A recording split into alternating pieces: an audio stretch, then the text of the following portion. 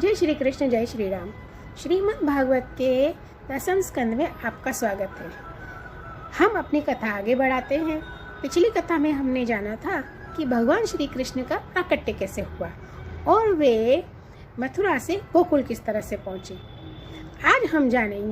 आज हम दर्शन करेंगे कि योग माया ने कंस के हाथ से छूट करके क्या आकाशवाणी करी। सुखदेव जी कथा बताते हैं कि जब वसुदेव जी वापस लौट आए तब नगर के बाहरी और भीतरी सारे दरवाजे अपने आप बंद हो गए और इसके बाद में नवजात शिशु के रोने की आवाज़ सुन करके सभी द्वारपालों की नींद टूटी। वे तुरंत दौड़कर कंस के पास पहुंचे और उन्होंने देवकी को संतान होने की बात बता दी। अब इधर कंस तो वैसे भी बहुत व्याकुल था, उसे तो यही प्रतीक्षा थी कि कब यह 8वीं संतान हो।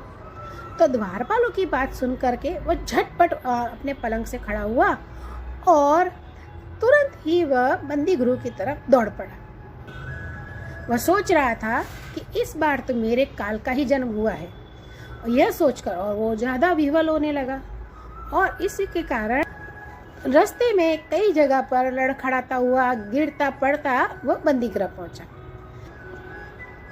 बंदी गृह में पहुंचने पर देवकी ने बड़े दुख और करुणा के साथ अपने भाई कंस से कहा कि यह तो कन्या है और तुम्हें कन्या की हत्या कभी नहीं करनी चाहिए। तुमने मेरे कई सारे बालक मार डाले हैं, तो अब ये कन्या ही तो बची है, इसे तुम मुझे दे दो, इसे रहने दो। मैं तुम्हारी छोटी बहन हूँ, मेरे बहुत से बच्चे मर गए हैं, मैं अत्यंत ही दीन हूँ। हे भैया, आप इस कन्या को मुझे अवश्य दे दो, इसे रहने दो। और देवकी ने उस कन्या को अपनी गोद में छिपा दिया। वे रोती रही और कंस से याचना करती रही कि इसे रहने दो, इसे मत हाथ लगाओ, इसे मत मारो। लेकिन कंस तो कंस था, बड़ा ही निष्ठुर, बड़ा ही पापी। उसने देवकी जी के हाथों से वो कन्या छीन ली और अपनी उस नन्ही सी नवजात भांजी के पैर पकड़कर कंस ने उसे बड़े ही जोर से एक चट्टान पर दे मारा। लेकिन कहते हैं भगवान श्री कृष्ण की वो बहन जो है वो साधारण कन्या थोड़ी थी, वो तो देवी थी, योग माया थी। उसके हाथ से छूटकर तुरंत ही वह आकाश में चली गई और उसने बड़े बड़े 8 हाथों में आयुध ले लिए और वह एक दिव्य रूप में प्रकट हुई।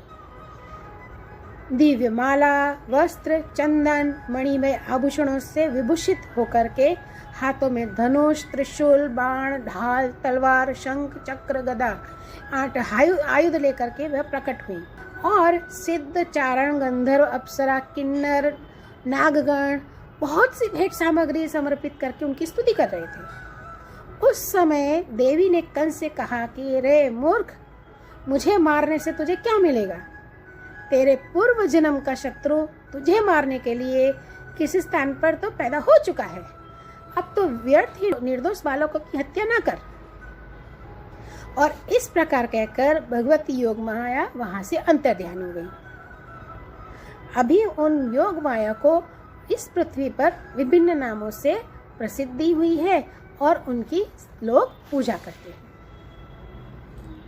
देवी की ये बात सुनकर के कंस को बहुत आश्चर्य हुआ कि ये कैसे हो गया। अब वह बहुत आश्चर्यचकित हुआ, उसने बहुत गहन चिंतन किया। वसुदेव जी ने और देवकी ने उनसे बहुत सारी विनती की। तब उसने उसी समय देवकी और वसुदेव को कैद से छोड़ दिया और उन्हें विनम्रता से कहा कि मेरी प्यारी बहनों जी, मैं बहुत पापी हूँ, राक्षस हूँ, मैंने आपके बच्चों को मार डाला है। इस बात का मुझे बहुत खेद है। मैं इतना दुष्ट हूँ कि करुणा का तो मुझ में लेश मात्र भी अंश नहीं है। मैंने अपने भाई बंधुओं को, अपने हितैषियों को, सबको त्याग दिया। अब पता नहीं अब मुझे किस नरक में जाना पड़ेगा। उन्होंने कहा कि मैंने तो सुना था कि केवल मनुष्य ही झूठ बोलते हैं, लेकिन अब पता चला कि विधाता भी झूठ बोलता है। सुखदेव जी महाराज कहते हैं कि जब वसुदेव और देवकी ने इस प्रकार प्रसन्न होकर निष्कपट भाव से कंस के साथ बातचीत की, तब उनसे अनुमति लेकर वे अपने महल में चला गया। कंस अपने महल में वापस लौट गया। पूरी रात्रि बीत जाने पर सुबह कंस ने अपने मंत्रियों को बुलाया और योग माया ने जो कुछ कहा था, कंस ने उनको ये सब बात बताई। अब कंस के जो मंत्री थे वे नीति निपुण नहीं थे, वे भी दैत्य स्वभाव के ही थे।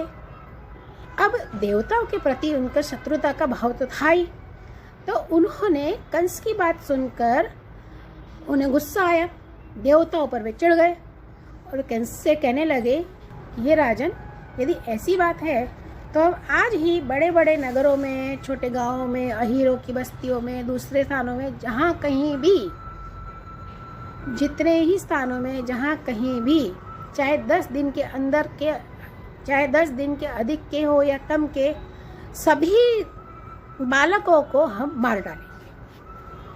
मतलब 10 दिनों के अंदर अंदर के जितने भी बालक हों, चाहे शहर में, नगर में हो, गांव में हो, किसी बस्ती में हो, कहीं पर भी कोई भी अगर नवजात शिशु हमें दिखे, हमें उसे मार डालना है। सुखदेव जी कहते हैं कि एक तो कंस की बुद्धि स्वयं ही बिगड़ी हुई थी, फिर उसे मंत्री ऐसे मिले थे जो उससे भी बढ़कर दुष्ट थे। तो इस प्रकार उनसे सलाह करके काल के फंदे में फंसे हुए असुर कंस ने यही ठीक समझा कि ब्राह्मणों को ही मार दिया जाए।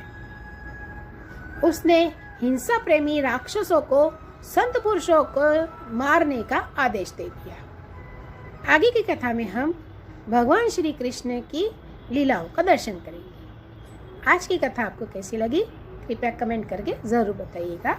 धन्यवाद।